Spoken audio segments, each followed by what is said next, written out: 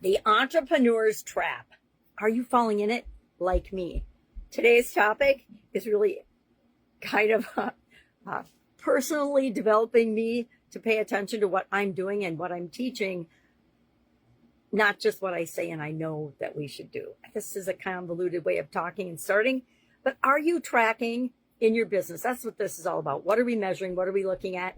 How are we judging our business and our own performance and behavior and outcomes? This month we're focusing, welcome to day 203 of the Supersize Your Business Annual Challenge.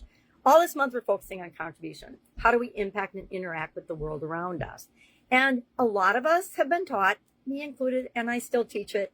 And my painful confession part of this is I just made myself my own new dashboard or tracking system Sunday. And the first three things on it all fall into this trap. Now, I know they fall into this trap because we look at outcomes or we look at things we can measure. For example, I have my videos, creating my 3 videos a day, content, 100 DMs, direct messages, focusing on LinkedIn, and then sales calls. And all 3 of those are things that are outputs. They're things that I do. And I like to measure those, not because I want to look at my productivity, but because I want to know that I'm putting in the work to get the results that I know I will. Now, for me personally, I should probably be doing 300 of each of those things, not just 100, but we only have limited time and energy.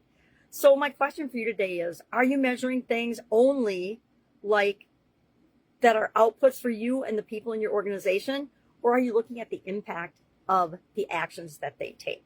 I think we need to do both. We need to run our businesses efficiently and effectively, which I'm all about.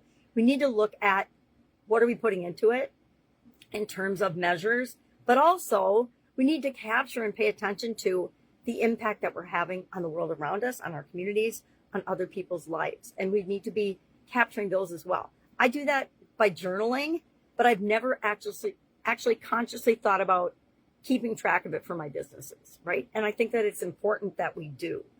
Now, output is what your business produces. The impact of that output is what makes the world a better place or does not.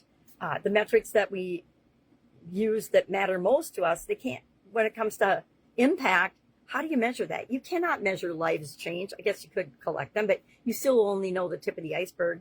There's no real way to measure the impact of sending thank you notes to people and telling them that you appreciate them, whether it's, digitally or actually through the real live mail. Want to make an impact on somebody's life? Go back to being old school and actually send somebody a physical thank you note through the mail. So I loved that. Who doesn't love getting those? That's what part of my awesomeness file has in it. I capture things like that I have what I call an awesomeness file. So whenever business gets heavy, and I don't know about you, but usually once a day, but I don't look in there once a day. But every once in a while, I need to go back and revisit some of the things that I have had an impact on. And most of the things in that file are impact, right? They're things that were the result of the things that I did, not measuring the things that I did. So what do I mean by this? And I will say I fall into this trap too. If you're a creator and you create things, or if you have a business, you look at profit, cash flow. You got to look at that. I'm not going to lie. But what is making a profit and cash flow doing for you and your company to make the world a better place? And are you? That's what this whole month is about. Are we doing something beyond ourselves to create a legacy and make a real difference in the world? Or are we just chasing the almighty dollar? And if that's you, you probably don't want to listen to me either. So chasing output metrics will lead to burnout. How do I know? I was doing that ad nauseum back in 2010 when I had a sudden cardiac arrest. Now, that wasn't the only factor. Let's be honest. About 5 areas of the 9 life framework were blown up and out of control for me personally, which was a huge lesson. But part of that was building my businesses and chasing my businesses, being involved, probably too involved in too many businesses. Anybody else ever been the bottleneck in their own business? I found that whenever there's a problem or a challenge in any of my businesses, if I look inside in some way, shape, or form, I am the root cause of that. Another real life slap in the face. So today, what are we going to do about this? Now, most of us want to be fulfilled in our business, right? We don't want to have burnout. This is to remind me that we are talking and starting the super framework today. If I don't put it on my lap, I will forget about it. I'm going to sneak a drink of coffee. So I guess I've told a couple of stories about this already, so I'm not going to share another one, but I could share that I actually track, and the things I personally track are the number of videos I make, right? And mostly I track them so I can keep track of if I have to find one or I want to share one with somebody. But that's a number I actually track. That is 100% output.